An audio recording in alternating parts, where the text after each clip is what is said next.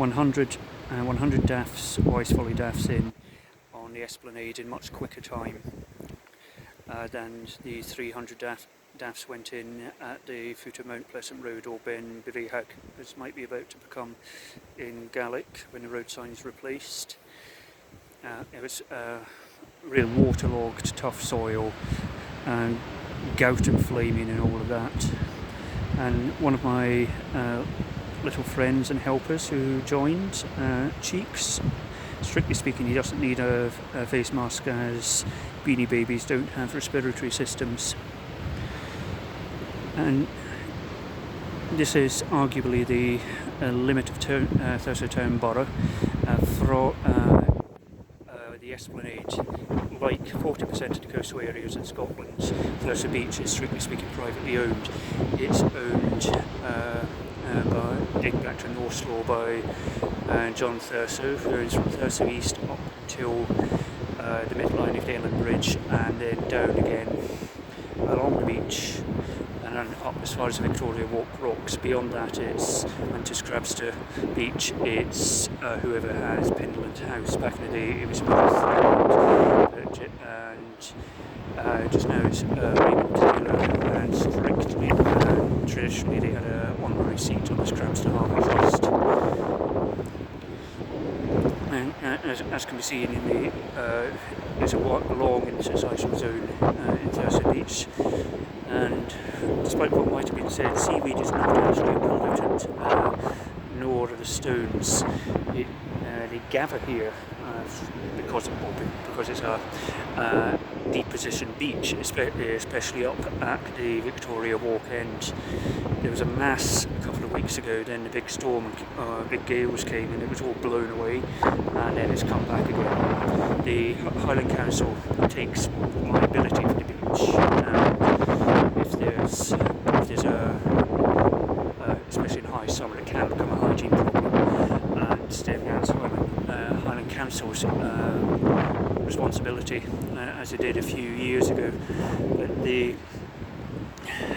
I'll be experimenting with seaweed fertiliser this year, and it's quite alright to get small quantities from the beach, as long as it's not being used for commercial purposes. Then you'd have to go to the owner, i.e. John Thurso, in Bloomin in Gaelic, or vraicing in the Channel Islands, where vraicing is still a verb. Gather it up just now because it's gelatinous. It will rot to death or break down very quickly in the winter frosts and in the soil. Maybe experiment with some seaweed liquid fertiliser. Put it in water and let it form the stone. You see the patterns of the stones. I've got RAF photographs dating back to the 1940s, or not 1940s, 1964 specifically, and it's a complete aerial survey of much of Caithness and Sutherland, and looking at it, especially Thurso Beach, you can see what changes, if any, have occurred. There's still people in the 80s and 90s who call this part of town the desert. Apart from the Sally Army Hall, most of the buildings here are post-war, but they have cavernous basements, because they're basically built on sand. As you can see quickly with the sands here, back at the great sandstorm of 2019, when Thurso almost went a little bit Skara Brae, people were asking why did this happen? Well, it's what you get when you build your house on town on sand dunes. Before the Esplanade was built, these 18, 19-year-olds, their grandparents, would have remembered it as almost being like done at links. And again, that's something that could be could be gauged by looking at the old RAF photographs. There have been attempts to attribute this to the capital work being done in Thurso Bay over the past 2 decades, but Crabster Harbour Trust has denied liability. Coming back, now that the roses are going to sleep and most of the bulbs are in, next project will be tree silver birch, although it feels more like downy birch, rowan and wild cherry saplings from 3 from the Woodland Trust for community groups. With everybody talking about getting a tree for the Queen next year for her Platinum Jubilee, as we sadly come to the end of the second Elizabethan age. I was a little bit ahead of the curve when I read of this in the summer, and promptly ordered some trees, contacted all the local representatives and other community groups, but didn't get an immediate response, so was a little bit reluctant to order any more.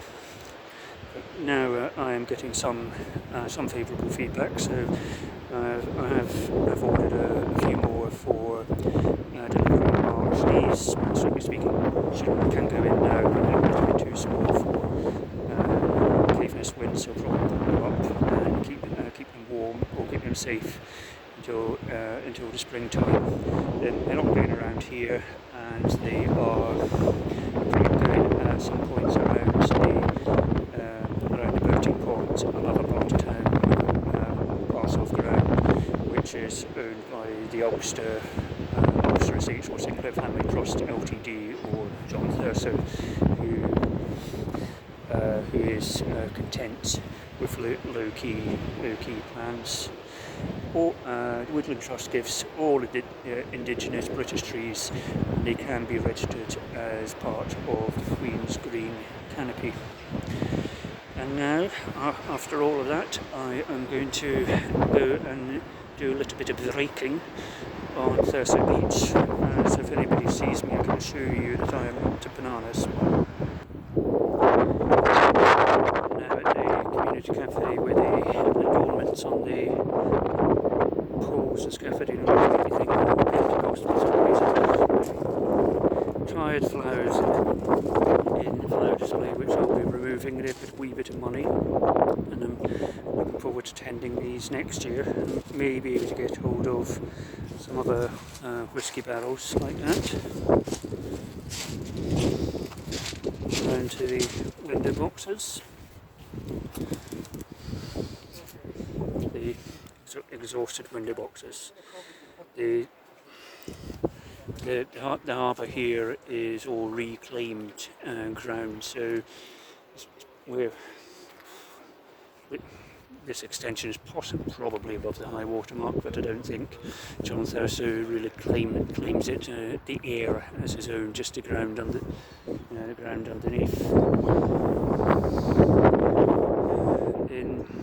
Back in the day in the war, I think this building was a military or naval mast. No, this was the Chandler's building.